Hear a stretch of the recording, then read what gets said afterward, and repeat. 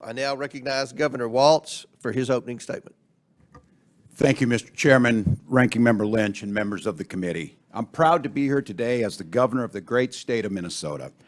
Wherever you go in this country, people tend to want the same basic things: safe neighborhoods, affordable household goods, meaningful work, good schools. That's what my administration has worked to ensure for our people, and that's what we've delivered. Under our leadership, Minnesota has been ranked the 4th best state to live in, the 2nd best state to raise a family in, and the 3rd best state for jobs. And when it comes to serious crime, Minnesota has hit its lowest level in over 3 decades, and we consistently have lower violent crime rates than the U.S. average. Now, we have a broken immigration system in this country. I think everyone in this room agrees with that. But nothing Minnesota has done to serve its own people stands in the way of the federal government managing border security and policies. While you've convened this hearing to explore the issue of so-called sanctuary states, Minnesota is not even a sanctuary state. Minnesota legislature has passed no such bill making Minnesota a sanctuary state, and I have signed no such law. Minnesota cooperates with federal authorities in a number of ways. When there's a convicted felon in our prisons, we ask about their immigration status and share that information with the Department of Homeland Security. We also cooperate with Homeland Security requests when there's a judicial warrant and when due process has been afforded by our Constitution has been served. But enforcing immigration law is not the role of local and state governments.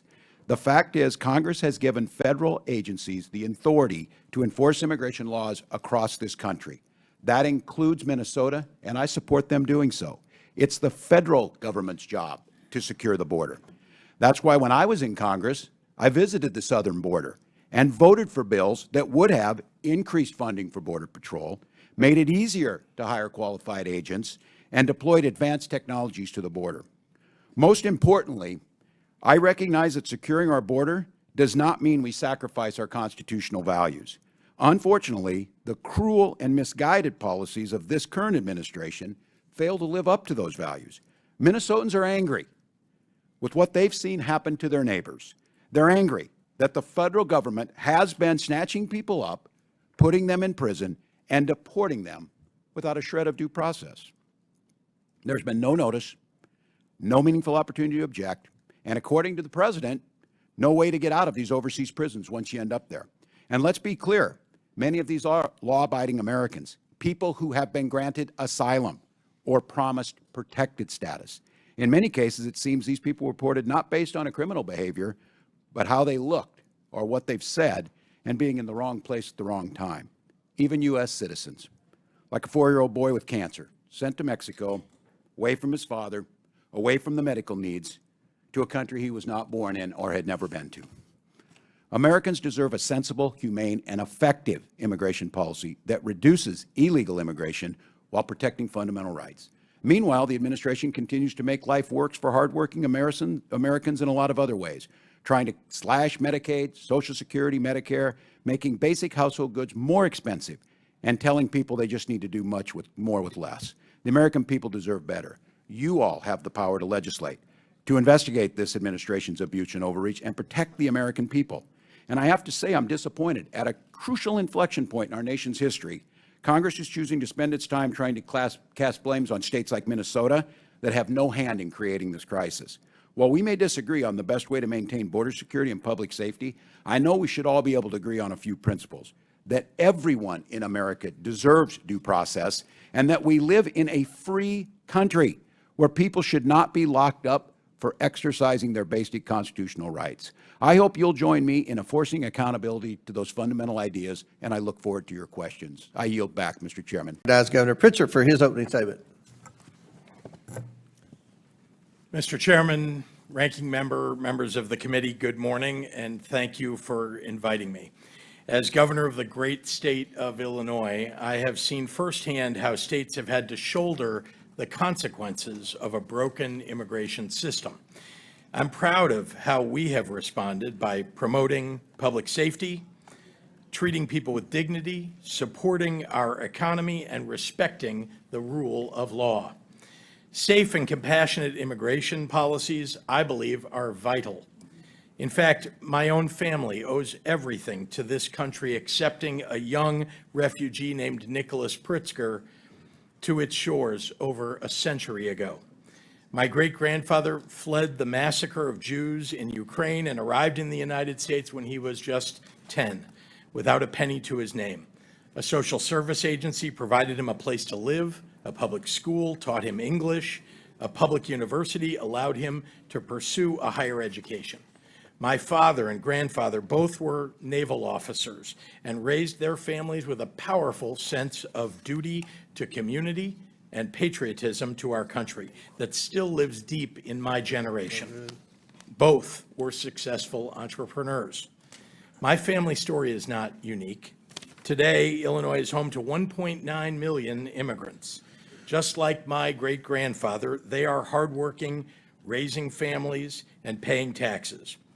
Our state and our country have been strengthened by people from across the globe seeking freedom, opportunity, and refuge here. Recently, children, pregnant women, and others fled poverty, violence, and persecution, seeking asylum at our border. Some border state politicians chose to treat them as political pawns, busing them to states like mine and dropping them off in the dead of night in the freezing cold. Illinois chose a different path. Faced with a humanitarian crisis, our state made sure children and families did not go hungry or freeze to death. By doing so, we helped to maintain safety and order in Chicago. As governor, one of my responsibilities is to keep the public safe. That is why I expanded our state police, banned assault weapons and ghost guns to take guns out of the hands of criminals, and invested more than ever before in violence prevention. As a result, violent crime is down in Illinois, and Chicago ended 2024 with its lowest homicide rate in 5 years. As I have consistently said, violent criminals have no place on our streets, and if they are undocumented, I want them out of Illinois and out of our country. And as we are reminded in Los Angeles this week, we can all agree that violence of any kind, whomever it is directed at, is unacceptable. People must be held accountable to the law. Illinois follows the law, but let me be clear, we expect the federal government to follow the law too. We will not participate in abuses of power. We will not violate court orders. We will not ignore the Constitution. We will not defy the Supreme Court. We will not take away people's rights to peacefully protest. We also respect, and expect this administration to respect, the traditions and legal precedent that dictate how and when our National Guard and military are deployed. As governor, I've had to make the difficult decision to call the Illinois National Guard into service.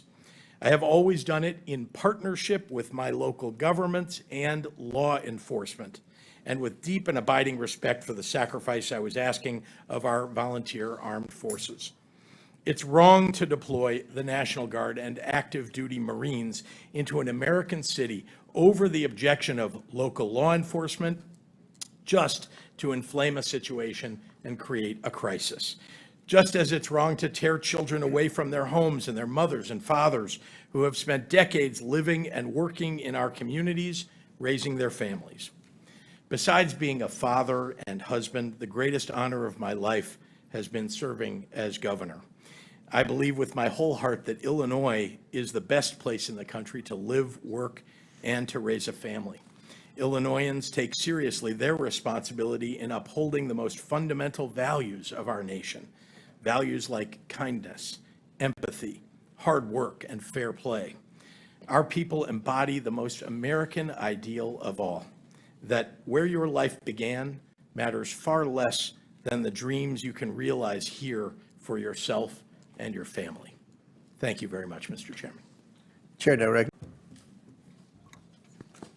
Chairman Comer, Ranking Member Lynch, and members of this committee. As we speak, an American city has been militarized over the objections of their governor.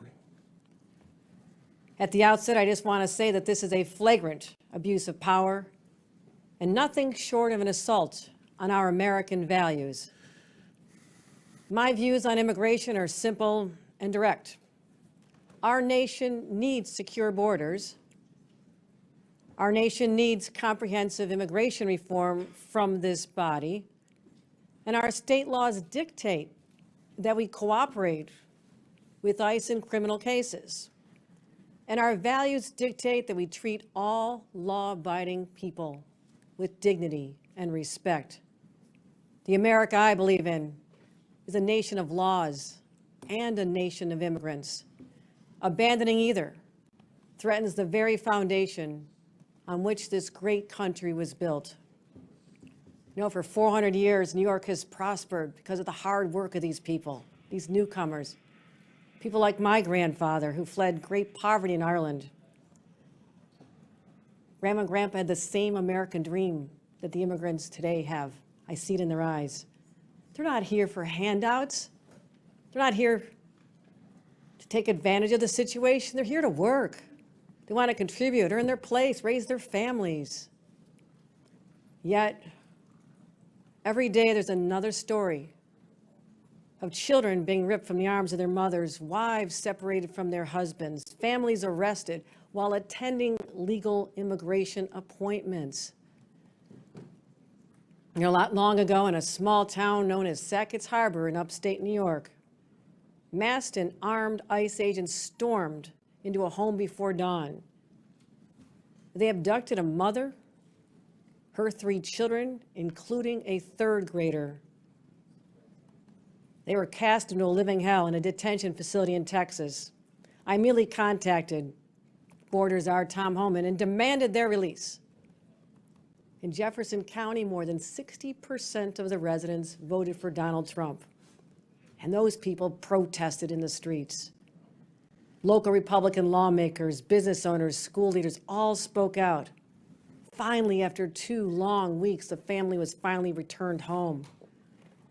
In New York, we understand the difference between going after criminals and traumatizing law-abiding families. Now, some of you will use this hearing to stoke fear. I'm here to talk about the facts. New York has managed an unprecedented immigrant influx because of a broken border.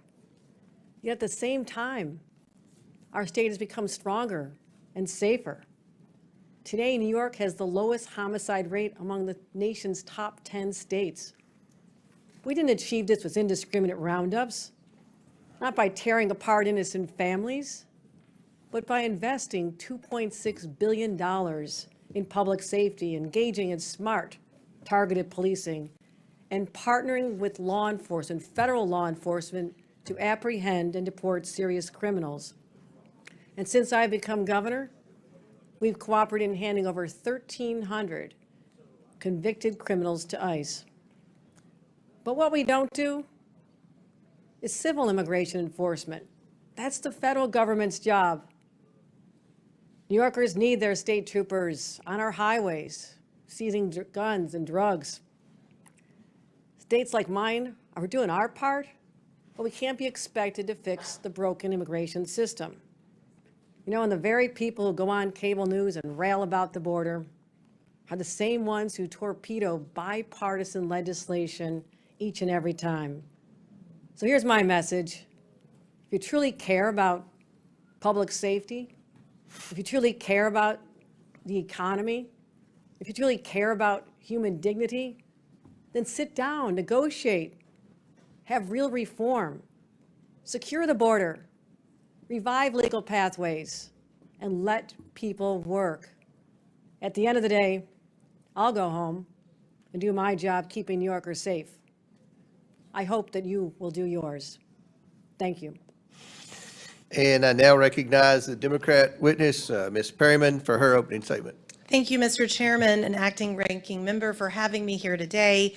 And at the outset, let me offer my sincerest condolences to all of you for the passing and your loss of your colleague, Representative Jerry Conley. I'm here today as a lawyer and as the president and CEO of Democracy Forward Foundation, which is a national nonpartisan legal organization that is committed to achieving democracy and a nation that enables all people to thrive.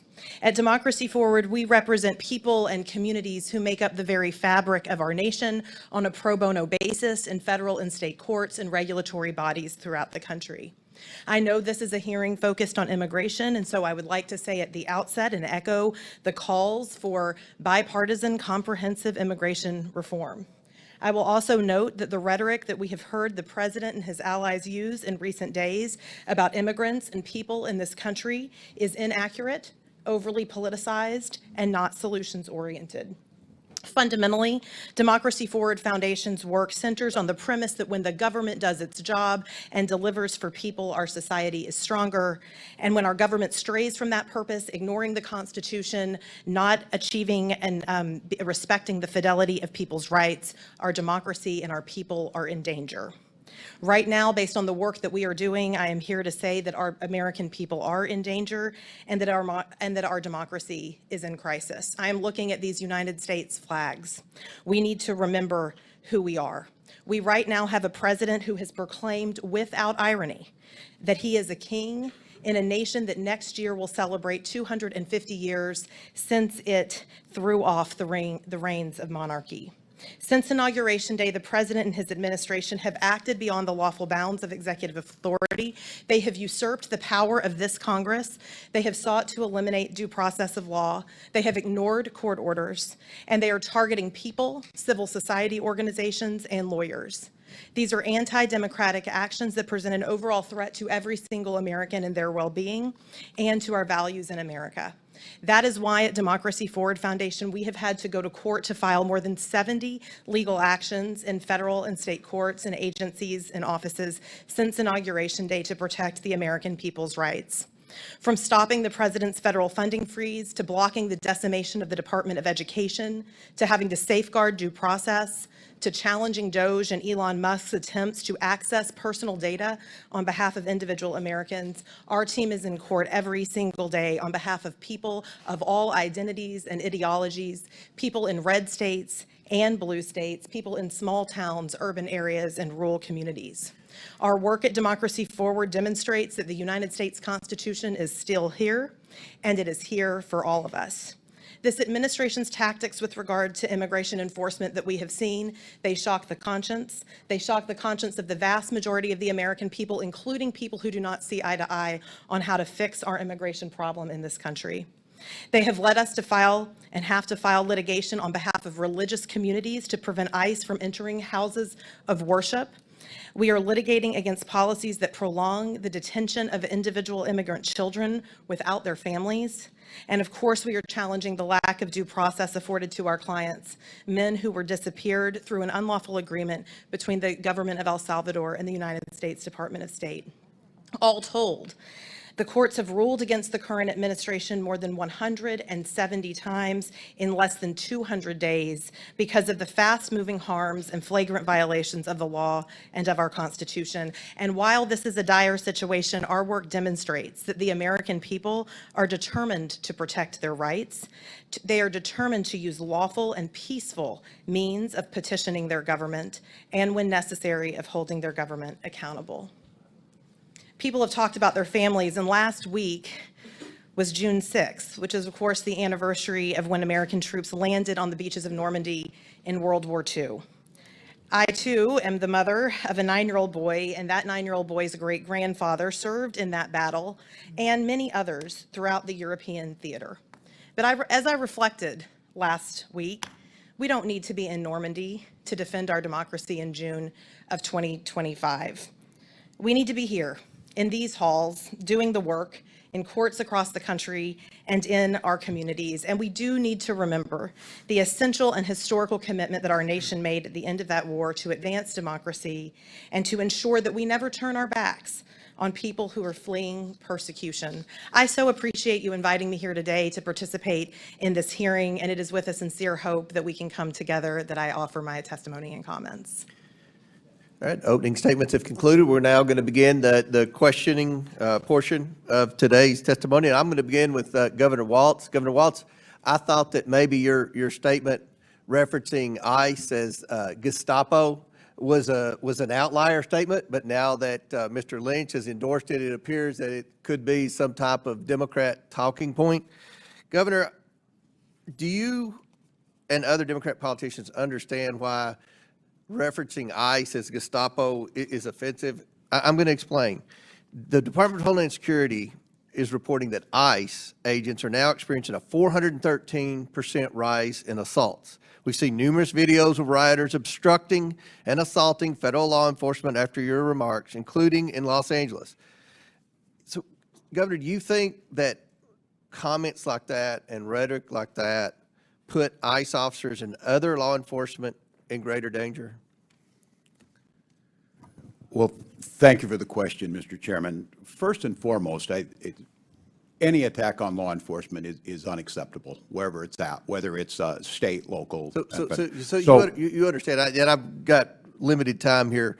I want to highlight for the governors that real-world impact of the policies that you all continue to defend, even in your opening statements, have on American families. Earlier this year in Governor Pritzker's Illinois, a previously deported illegal alien who had re-entered the country was allegedly drunk driving near the University of Illinois when he struck a car sitting at a red light and then fled the scene. The crash killed 2 young women, including Katie Abraham, whose father and stepmother are here today. And this is her poster. Katie had her whole life ahead of her, cut off in an instant. Governor Pritzker, this illegal alien should never have been here. He didn't just flee the scene. He fled the state and was apprehended by federal marshals in Texas using a false name. He now faces criminal charges for reckless homicide, leaving the scene of an accident resulting in death, and driving under the influence resulting in death. And he faces a federal indictment for having a fraudulent permanent resident card, a fraudulent Social Security card, and a fraudulent use of passport. Governor Pritzker, do you agree that this illegal alien who killed Katie should never have been in the United States in the first place? Thank you, Mr. Chairman. First, let me express my condolences to the family, and those are terrible circumstances. Let me also say that anyone who commits a crime in the state of Illinois. I understand, Governor. Should that criminal have been here in the first place? Did he have a right to be in this country illegally? If the person is a criminal of any sort, then they ought to be. So that person had a right to be in the United States. They ought to be given their due process rights, and they ought to be convicted. And the criminal who Yes. entered this country illegally, in your testimony, had a right to be in this country. No, I'm suggesting to you that and I have responsibility for the state of Illinois, I can tell you that it's the responsibility of the federal government to manage immigration in this country. And if you're suggesting that the federal government didn't do its job, that is up to you. Let me ask you this, Governor. I can tell you that in the Do you state of believe Illinois, do we you follow believe the that law. President Biden did his job in securing the border? I was critical of things that President Biden did. I think I've been very public about that. I wrote a letter to the president telling him that. Okay, thank you. Now back to Governor Walz. You were obviously selected by Vice President Harris to be your running mate in 2024.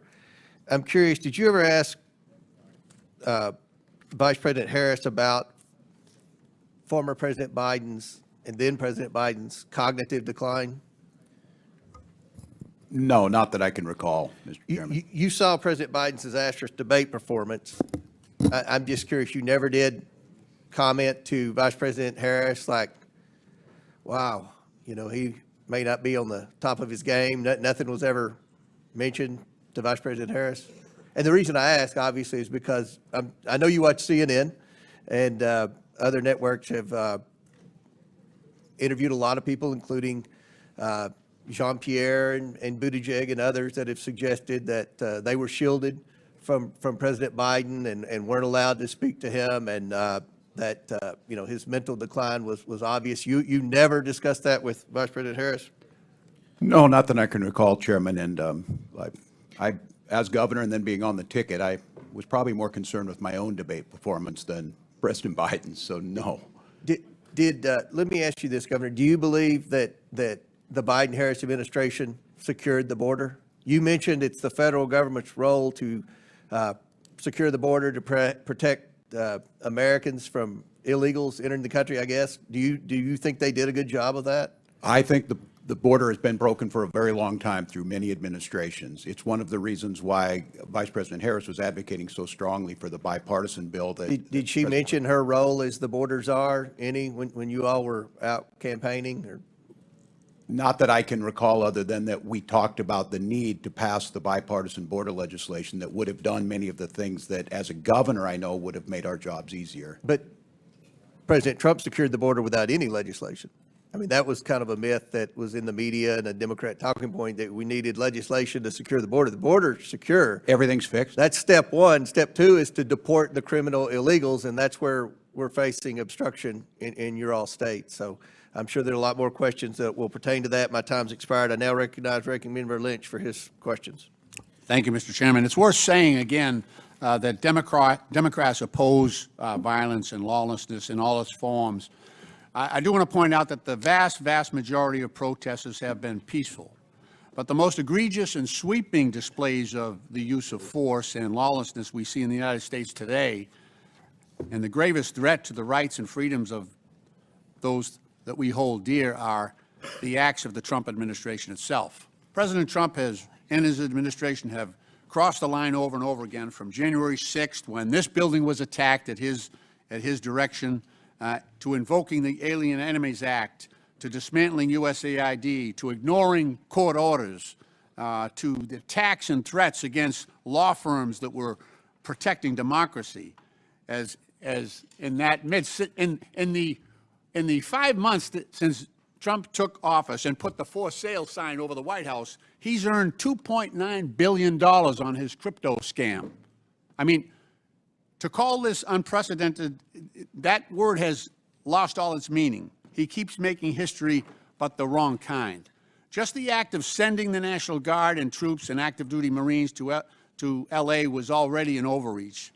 Supposedly, now we hear reports that those soldiers and Marines were sent to quell protests, but now are detaining civilians and are being trained to perform immigration enforcement functions. Ms. Perryman, what else could go wrong with the National Guard and Marines deployed in L.A.? What are the risks to the Americans who live, work, and exercise their right to freedom and to free speech there? Well, I would just say that what our Constitution recognizes and how good government functions is really based on trust. And when we look at National Guards, it is the governors that often call the National Guards in. And so, of course, the fact that we are seeing a situation where the president has taken this step without cooperating with the governor and with local communities there is deeply concerning. And of course, we know from history that could lead to escalations and could lead to violence that is really problematic for all of our communities across the country, including in Los Angeles. Thank you. Ms. Perryman, Secretary of Defense Pete Hegseth has talked about the deployment order, and he testified that this order, and I'm quoting him, this order is getting ahead of a problem so that if in other places, if there are other riots in places where law enforcement officers are threatened, we would have the capability to surge the National Guard there if necessary. Ms. Perryman, how does the President's broad order and the presumption before the fact that military force would be deployed, how does that pose a threat to other cities across the country? Well, again, it appears to be an escalation, and the main thing that's really important to so many Americans across the country, as well as local law enforcement in so many areas, that local law enforcement is there to help people be able to peacefully protest. And so there are ways that people in this country can express their views. We don't all agree with each other, and right now you really see the White House, for whatever reason, I think escalating, maybe seeking to create some made-for-TV moments. It's not clear, but I do think that there is a lot at stake here, as you've heard this morning. Thank you. I want to ask each of the governors, this is a general question, how could each of the governors answer briefly how President Trump's policies, his assaults on the rule of law and his interjection of military force into California, how that would threaten your states, especially where Secretary Hegseth has said that he would support that expansion? Mr. Walz, Governor? Well, thank you, Ranking Member Lynch. Well, first of all, it's one of the federalism policy of this, especially when it comes to posse comitatus and the Insurrection Act. Governors are in charge. Our National Guard, as all of you know, serve in either Title 10 or Title 32 status under the role of governor. And on all of these operations, the absolute pinnacle and the most critical piece is the coordination amongst them. And as a governor not being notified as local law enforcement, it creates a chaotic situation that they cannot operate as a joint unit. And governors are always there. We do it for floods, we do it for civil unrest, but doing it without causes immense danger, not citizens to, but to those very law enforcement officers who are then put in that chaotic situation. Thank you. Governor Pritzker? Local law enforcement are the ones who indicate to the governor or to their local officials who talk to the governor about their need for National Guard. And indeed, I've had that situation in the state of Illinois and called out the Guard when I needed to.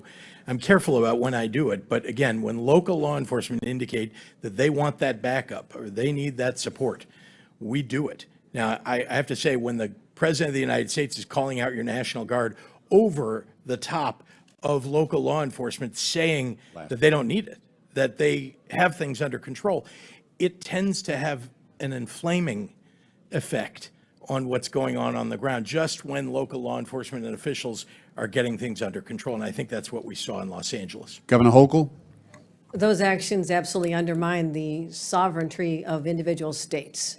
States' governors are the commanders in chief of the National Guard. They know what to do. As you've heard from my colleagues, we have deployed them in a number of occasions. But undermining confidence in local law enforcement, you're basically saying that there's not a belief that the highly trained individuals of our municipal police departments, like Los Angeles and the city of New York, for example, can't handle their jobs. I have more confidence in our law enforcement than perhaps the president does, and we ought to step back and say, this is an overreach of epic proportions. Thank you. Chair recognizes. Thank you for your courtesy on the time. Appreciate that. Thank you. Chair recognizes Ms. Stefanik from New York. Thank you. Governor Hochul, on your first day in office, you signed Executive Order 1. Is that correct? I believe it is. And you extended this executive order not once, not twice, but 3 times, most recently January 16th of this year. Is that correct? If that's what your facts show, I signed countless executive orders. I would and assume you'd know policies it's and laws. Executive Order 1. And this is a continuation of your predecessor's sanctuary state policies, correct? Is included in that. I want to be sure we are defining sanctuary state I'll properly. define it for you. It is the policy of the state that state officers or employees shall not disclose information to federal immigration authorities for the purpose of federal civil immigration enforcement. It goes on to say, law enforcement officers may not use resources, equipment, or personnel for the purpose of detecting and apprehending any individual suspected or wanted for violating a civil immigration office. Law enforcement officers have no authority in the state of New York to take any policy action solely because the person is an undocumented alien. That's a quote in your executive orders that you extended. Now, do you know who Sakir Akan is? I want to get back to the first part No, of I'm your asking a question. Do you know who Well, Sakir Akan is? I want to make sure you understand that this simply says that we will cooperate with ICE. No, in it does all- not say that. I read what it We will says, and let me talk to you about the results. Do you know who Sakir Akan is? You should, as the governor of New York State. Do you know? Refresh my recollection. He was an illegal migrant in New York. And do you know what crime he committed in addition to being here illegally? No, I do not. You do not. This was widely reported. He found a 15-year-old girl, threatened her with a metal pole, told her to get into the back seat of his car. He took her clothes off, and he violently raped her in Albany, New York. Do you know who Sebastian Zapita Khalil is? I'm sure you'll tell me there's many cases, whether they're These are here- high-profile cases. Yes. New Yorkers know about them, and you don't. So let's talk about Sebastian Zapita Khalil. Do you know who that is? I don't have the specific details at my disposal, no. Well, this is an illegal migrant in New York because of your sanctuary state policies. Do you know what crime he committed? I'm not familiar at this moment. I bet you're going to be familiar when I remind you. He found a sleeping woman on the subway, lit her on fire, and burned her alive. This is in Kathy Hochul's New York. And as I'm sure you are aware, and I'll remind you, that ICE issued an order to detain this violent criminal, but that was rejected by New York officials due to sanctuary state laws. Now, do you know who Raymond Rojas Basilio is? I just want to say this, these crimes are horrific. because condemn them, because of and I your would say sanctuary state policies. In all of these cases, we would work with ICE to remove You them. did not in this case. They are They need walking our on the assistance. streets because of your policies and your executive order that you signed 3 times. Now, Raymond Rojas Basilio, do you know who that is? I'm telling you this. I will You don't know explain to you who it the is. policies of New York. We cooperate with, I know you're just You do trying to. not, you do not. Specifically, Miss- ICE was told not to detain this individual, and he burned a woman alive on the New York subways in Kathy Hochul's New York. So I will keep on going. What about Raymond Rojas Basilio? Do you know who that is? I'm going to tell you our overall policy, which will address all this. I'll tell We you do who not- that is. He is an illegal who molested an 11-year-old in our state because, again, of your sanctuary state policies. This illegal was shielded from federal immigration enforcement and able to commit this heinous crime. And what about Wilson Castillo Diaz? Do you know who that I am is? telling you this. We do cooperate fully with ICE in criminal prosecution. Our sanctuary You're not advocating for regulations these victims. only deal with This is a civil 5-year-old who enforcement. was raped Civil on Long enforcement. Island in Nassau County. You are not advocating on behalf of these victims. You are shielding illegals. Even in your opening statement, That is you not true. prioritize putting illegals first. That is not Rapes true. of young girls, beatings of NYPD cops by illegals who are here under Kathy Hochul's failed policies, burning New Yorkers alive. This is Kathy Hochul's New York. It's one of the many reasons why you're hemorrhaging support from hardworking New York These are families. horrific crimes, and they're They're heartbreaking. horrific crimes that are committed on your watch. You signed this executive order on your first day in office. You signed it again and again this January. We deserve a governor who stands up for law-abiding New Yorkers, doesn't put illegals first, but actually puts New Yorkers first. I appreciate Rather the than going chairman's- after the viral moment, I suggest you No, look no, at the no. facts. I'm standing up for New Yorkers. No. Rather than addressing the illegals in New York, you are prioritizing your far-left sanctuary state policies, which you put in place with executive orders. Instead of advocating for cooperate in victims, a all those 5-year-old cases. who We was raped, cooperate with ICE. you did not. They were released We because cooperate of with sanctuary ICE. state We policies in New cooperate York with State. law No enforcement. amount of words is going to clean up your failed record and these horrific crimes committed in sanctuary state that you created. And with that, I Your yield back. representation, the facts are Gentlelady absolutely false. yields back. Absolutely Chair false. recognizes Ms. Norton from Washington, D.C. Thank you, Mr. Chairman. Let's be real. Since the start of the Trump administration, each day has been more nightmarish than the last. Thank you very much, Congresswoman. Let me begin by saying that, as you may know, under President Trump, ICE showed up in Chicago nearly immediately and began terrorizing our neighborhoods, our schools, and parents. Indeed, many parents felt like they needed to go into hiding, even though their children needed to go to school every day. And so disrupting that environment, frankly, not just for the children, but for the parents and for teachers and the entire school community, it is something that, we believe in Illinois in educating all of our kids, making sure that they get what they need in our public schools. In fact, we've invested significantly in making sure the results have been very good. 8th graders in Illinois rank 2nd in reading in the entire country. 8th graders in Illinois rank 5th in the country in mathematics. And it's because we have a safe environment, but not when Tom Homan brings Dr. Phil with the overreach of force with ICE to disrupt our education system, and particularly our elementary schools. Thank you. Gentlelady's time's expired. Chair recognizes the Majority Whip, Mr. Emmer from Minnesota. Mr. Chairman. Thank you, Mr. Chair. Welcome back to Washington, Governor. I'm going to run through a series of facts before I get to my questions, so let's get started. Governor Walz, you signed the Health and Human Services Omnibus Bill into law in May of 2023. That bill expanded Minnesota Care to provide free health care to illegal aliens. You signed the Higher Education Omnibus Bill into law in May of 2023. That bill allows illegals to have their college tuition paid for by the state. You signed the Driver's License for All Act into law in March of 2023, and that bill allows illegals to receive driver's licenses. So, you claim you're not a sanctuary state. You just provide free health care, free college, and driver's licenses to illegal aliens. One reason you're here testifying before us today is because you refuse to cooperate with ICE. While states like Florida and Virginia empower their law enforcement to detain and remove criminal illegal aliens, you, sir, have done just the opposite. Your Attorney General is directing law enforcement to ignore ICE immigration detainers. Do you agree with the Attorney General's guidance? Well, Congressman, it's good to see you again, and thank you for being here. First, I would say, as my job as governor of Minnesota is to make Minnesota the best state in the Do nation. you agree with the Attorney General's guidance? Congressman, what I would say on this is that Minnesota follows all law. I would say It's a very easy question. And The again, guy- if you claim you're not a sanctuary state, you just claim that you support policies. You're not a sanctuary state, but you support policies that prevent ICE from doing their job.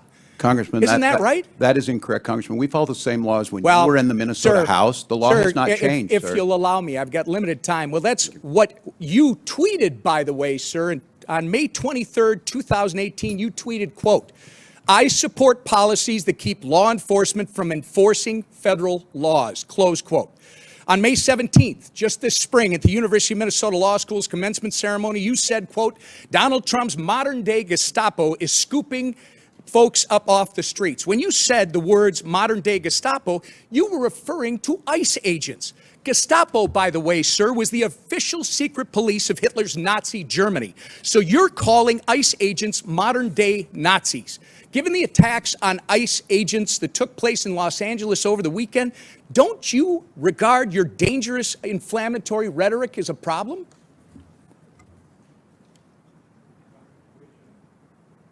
The questions do you want me to answer first? So, sir, it saddens me that you refuse to express regret from comparing ICE to Nazis. ICE agents are brave Americans who get up every morning, leave their families, and put their lives in harm's way to protect our country, sir. You, at the very least, owe an apology to these dedicated public servants. I will say, sir, inflammatory rhetoric such as yours and the other governors on this panel is responsible for putting a target on the back of every ICE agent who is risking their life to protect our communities. Minnesota is all too familiar, by the way, with the chaos that ensues when you refuse to work with law enforcement to enforce the law. In May 2020, looting, acts of violence, and arson occurred on your watch in Minneapolis after you refused to bring in the National Guard. Governor, your agenda is clear: free health care, free college and driver's licenses for illegals while handcuffing law enforcement when they're trying to protect our citizens and their communities. If you think that's not a sanctuary state, you shouldn't be governor. By turning Minnesota into a magnet for illegals, you have opened up our communities to dangerous criminals, including known terrorists, gang members, murderers, and child predators. You have sent a resounding message that if you're a hardworking, law-abiding citizen of Minnesota, your safety and well-being are not the priorities of Tim Walz and his administration. But if you're coming to our state illegally, you're not only welcome with open arms, you're entitled to free stuff on the taxpayer's dime. This is absolutely disgraceful. Governor Walz, your sanctuary state agenda has been defined by your utter failure. You have failed to enforce the rule of law. You have failed to uphold our national sovereignty. And most importantly, you have failed the people of Minnesota. The time for radical sanctuary state policy, sir, is over. The voters made that clear last November when they elected President Trump and Vice President J.D. Vance. You remember him, don't you? Governor, the time for real leaders and real leadership is now. And with that, sir, actually, Mr. Chairman, I ask unanimous consent to introduce into the record the governor's tweet that I referenced from May 23rd, 2018, which makes it clear his hatred for federal law enforcement. Thank you. Without objection, so ordered. Mr. Chairman? Yes. Mr. Chair Chairman. recognizes Mr. Mfume. Mr. Chairman, thank you very much. I have a unanimous consent request, and I'd like to present both of those to you at the same time. Proceed. Okay. I ask unanimous consent that we enter into the record an article from The Hill of the 8th day of June. Latinos for Trump co-founder blast inhumane immigration arrest. Without objection, so ordered. Thank you, sir. And the second one is from the Independent of May the 28th. Trump ordered a critically ill 4-year-old Mexican girl to leave the country. Experts say she could die in days. I ask unanimous consent. Without objection, so ordered. Thank you, sir. Chair recognizes Mr. Kristamorte from Illinois. Thank you, Mr. Chair. Governor Pritzker, when it comes to immigration, you've been clear that Illinois follows the law. I'd like to go into this issue just a little further. First, there's been a lot of misinformation about the Illinois Trust Act. As you know, this is the 2017 law signed by then Republican Governor Bruce Rauner, which requires state agencies to cooperate with ICE when it presents a criminal arrest warrant for an individual, correct? Congressman, yes, that's correct. And just to be clear, the Illinois State Police, the Department of Corrections, and other Illinois agencies must cooperate with ICE when they present a criminal arrest warrant, correct? And do every single time. This is Illinois law. Yes, it Donald is. Trump may not like state law, as we're seeing in California, but what Donald Trump likes is irrelevant. The law is the law. The Wall Street Journal reports that ICE's recent raids in California, including at a Home Depot in the LA area, were organized because the administration was falling way short of its cruel goal of deporting thousands of people per day. Politico said this is, quote, the standoff that Trump wanted. There's another reason why Trump has provoked the current situation in California. He doesn't want to talk about what he calls the big, beautiful bill and what I call the large, lousy law. So let's talk about what Trump doesn't want to discuss. What Trump doesn't want to discuss is that his large, lousy law cuts $625 billion in Medicaid, a program that insures millions of Americans. Governor Walz, in a press release on Medicaid cuts, you said, quote, the victims of these cuts will be families, children, veterans, rural Americans, and pregnant moms. That's what you said, right? That's correct, Congressman. And Governor Hochul, in a recent op-ed, you wrote, even if you don't rely on Medicaid, these cuts affect you. Because when millions lose coverage, hospitals and other vital healthcare institutions lose funding. And that strains the entire system. That's what you wrote, right? That is correct, sir. Governor Pritzker, cuts in the large, lousy law are going to leave upwards of 700,000 Illinoisans without health insurance. Isn't that correct? Yes, people will die.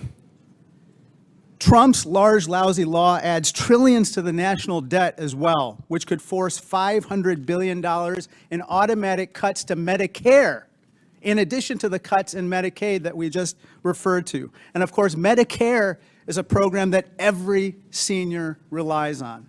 Let me turn to my final topic. Governor Pritzker, President Trump has called Illinois, quote, a poorly run state.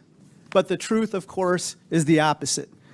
Governor, Illinois has had 7 consecutive balanced budgets, right? That's correct, Congressman. And our credit rating has been raised 9 times in the last 6 years, correct? After 21 downgrades under Republican and others. And it now stands at an A rating, right? It does. In contrast, under President Trump, every credit agency has downgraded America's credit rating below the top level, the first time in history that's happened. Isn't that right? That's correct. Trump and others claim the federal government props up Illinois.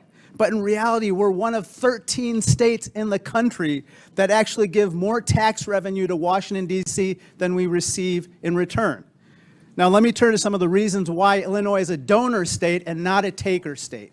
Illinois has a $1.1 trillion economy. We produce the most soybeans in America, and we're the #2 producer of corn, right? That is correct. We're the #2 manufacturing state in the country. We are. And we're the #2 destination for corporate expansions and relocations, right? And Chicago is #1. Thanks to you, we have the world's first quantum and microelectronics park, correct? That's right. And we're ranked top in the Midwest for workforce development, correct? Yes, we are. And startups. That's right. Illinois is the heart and soul of America, Governor. It's where the cell phone was invented, was home to the first McDonald's, and was the home of amazing leaders, Lincoln, Reagan, Obama, Grant, even Superman, and yes, the Pope. And here's a picture of the Pope wearing a Chicago White Sox cap. The next pope's going to be a Cubs fan. There you go. Illinois has terrific jobs, people, and pizza. Some may even say that God is on our side, Governor. I'm proud to be from Peoria. I'll always stand up for Illinois, loud and proud. I yield back. Chair now recognizes Mr. Jordan from Ohio. Thank you, Mr. Chairman. Governor Hochul, third paragraph, second sentence in your written testimony, you said New York State cooperates with U.S. Immigration Customs Enforcement in criminal cases. Governor, who's Jesus Romero Hernandez? Thank you. I want to reaffirm that we do cooperate in cases where, That wasn't the question. I just read your statement. I can read your statement. Who is Jesus Romero Hernandez? I don't have the details on every I'll single tell you. person in a state of 20 million people. I understand, but this guy's a citizen of Mexico, deported 7 times, came to your state, assaulted one of your residents with a machete, choked a police officer, then when he was in custody, assaulted a corrections officer.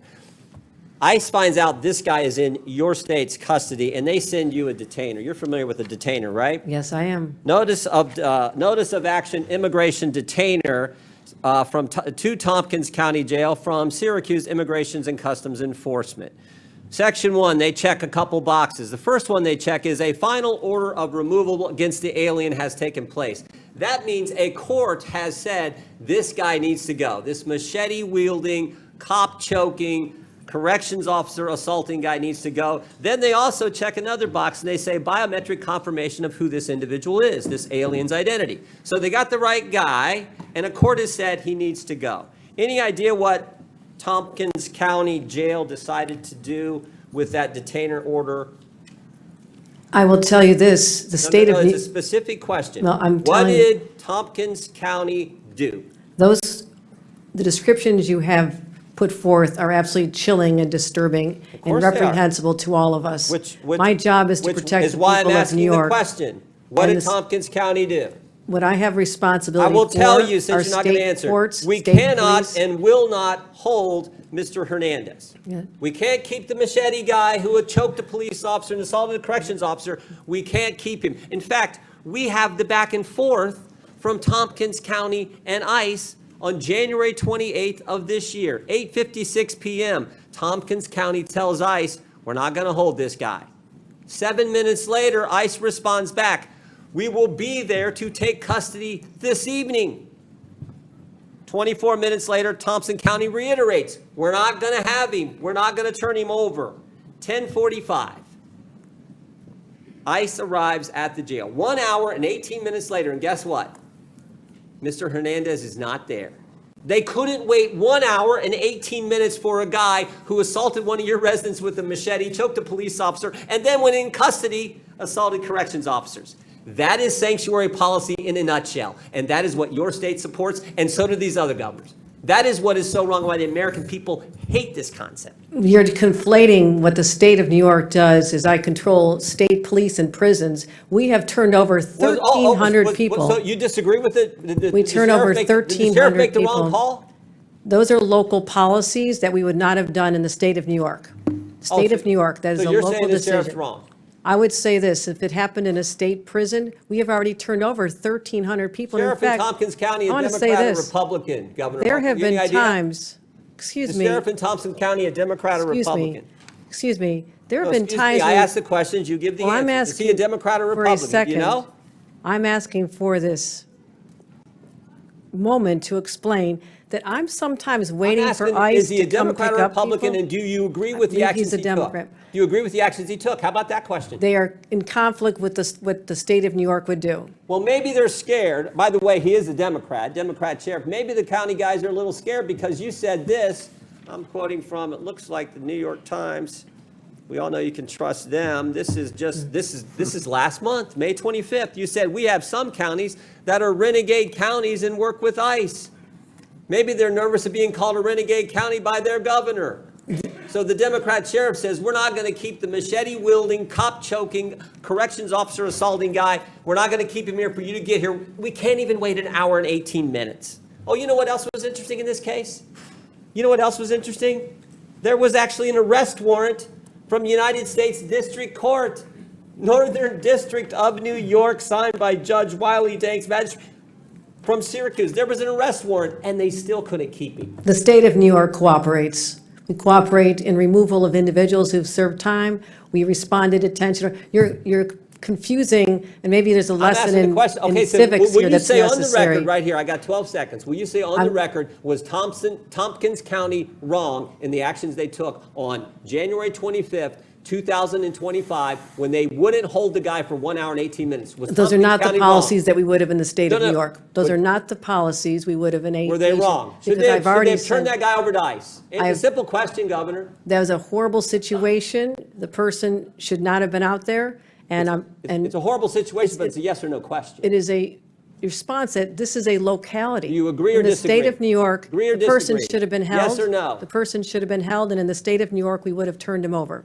That is in conflict with what we would do as a state appreciate with the chair's respect to indulgence. I prison. yield back. And I want to know why ICE won't come and pick up the individuals who have served time in our state. I have cases where they have not even shown Governor, a up. court order and a detainer for a guy who did the things Mr. Hernandez did, and Tompkins County can't hold him an hour and 18 minutes, and you won't say that's wrong?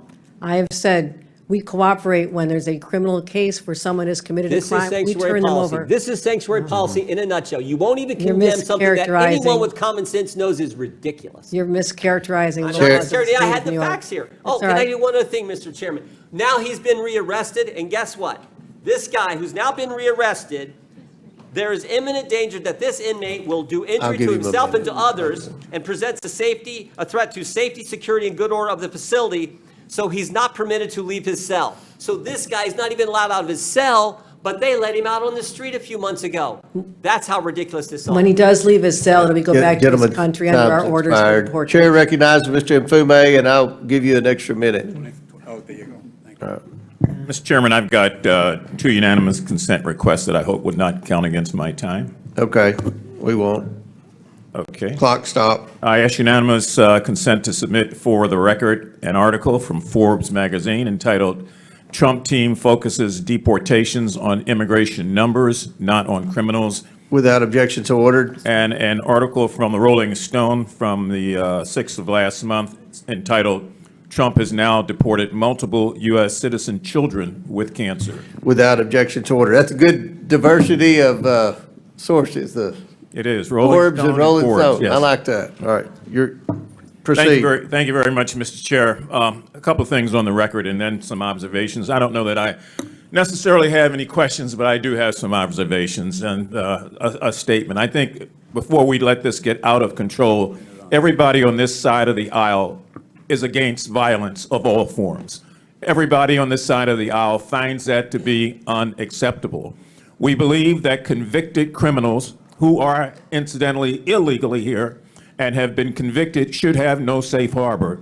And we believe that victims of criminals should have our collective prayers and empathy. So this is not about Democrats not having a balance or about Democrats supporting something that is not right.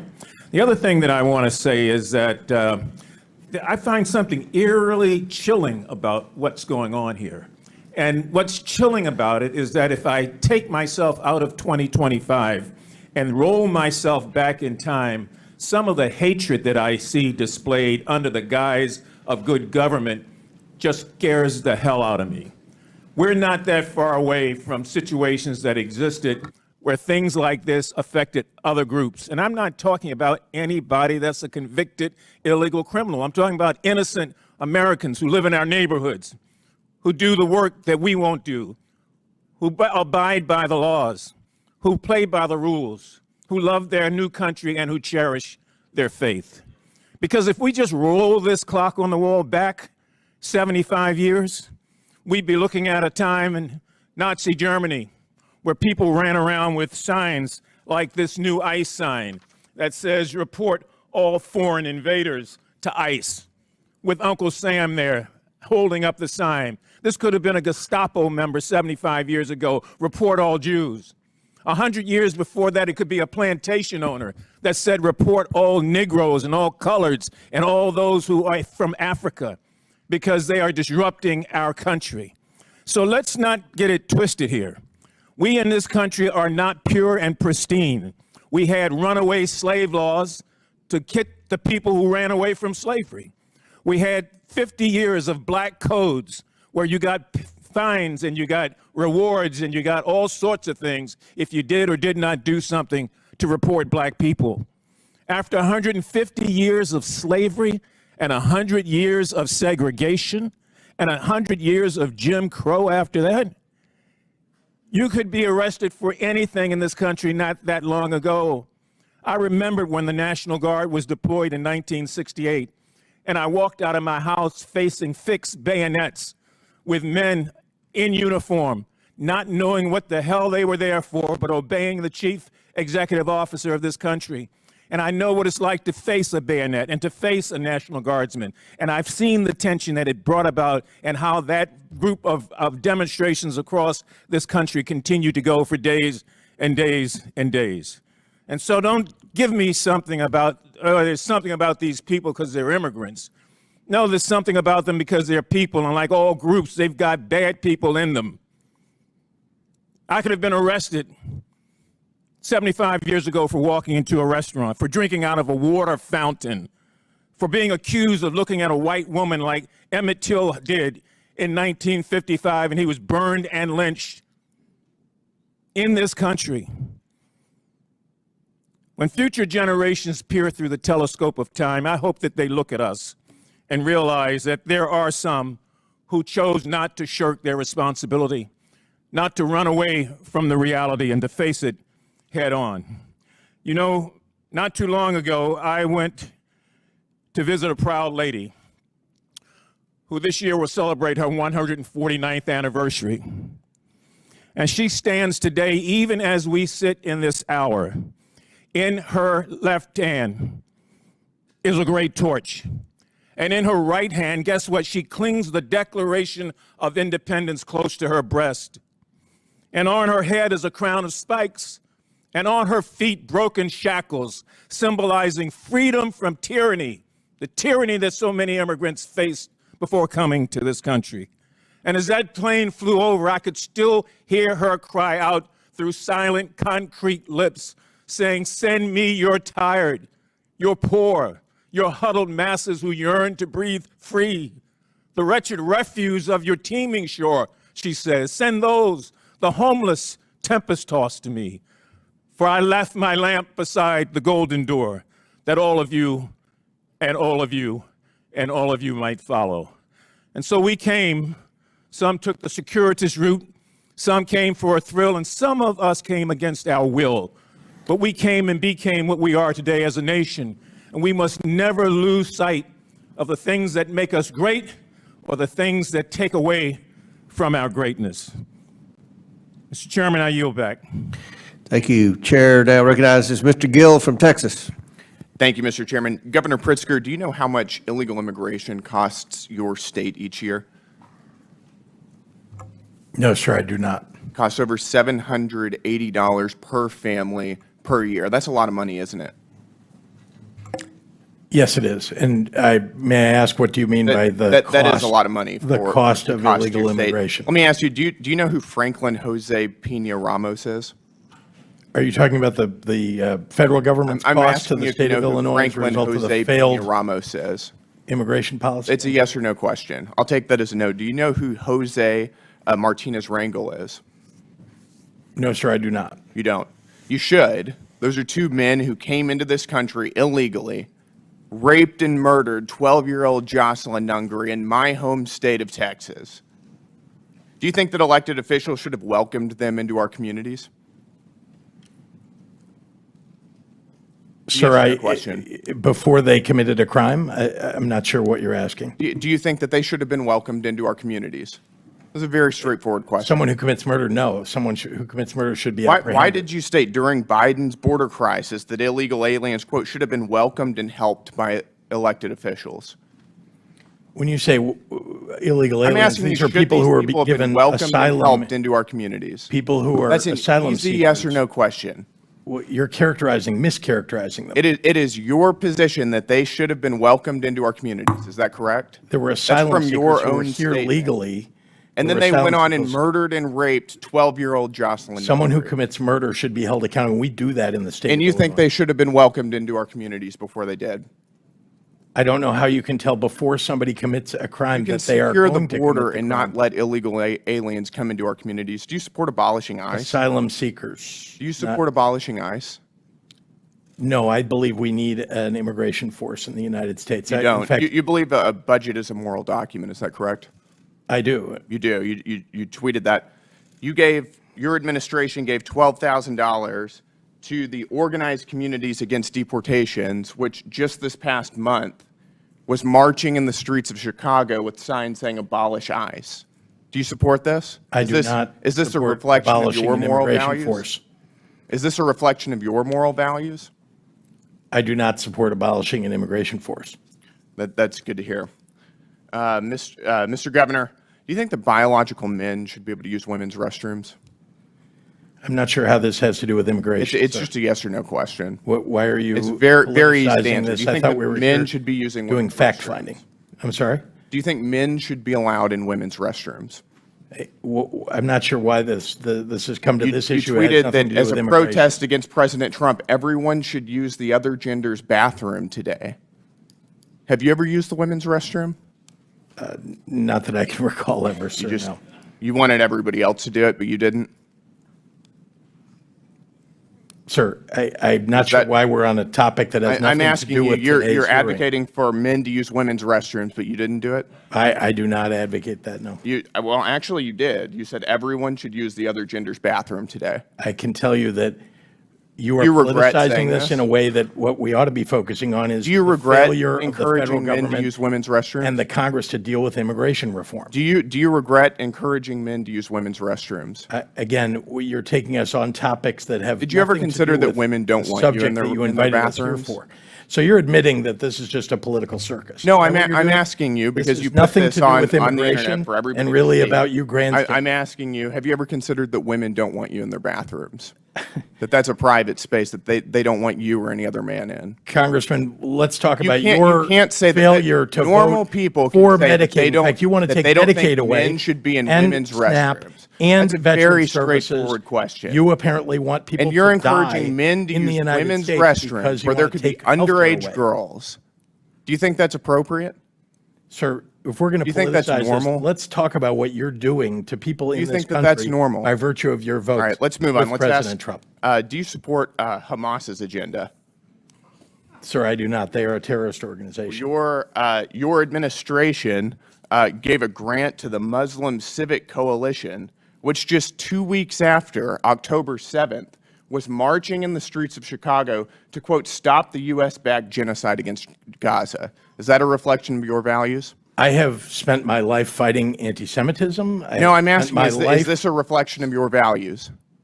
I'm not sure why you're attacking Because me your about something in an administration organization. gave money to this organization. I'm explaining to you that what we do in the state of Illinois is stand up for what we believe are You didn't our have to rights give and money freedoms. to the Muslim Civic Coalition. People to have march the and right to call, express themselves. to stop We- the we don't- U.S.-backed genocide against Gaza. That was your choice. I know that was your Republicans want to administration. take away people's right to free speech. We don't in the state of Illinois, and I They've do got not the right believe to that free is speech. proper. They don't have the right to tax dollars, and you gave them to them.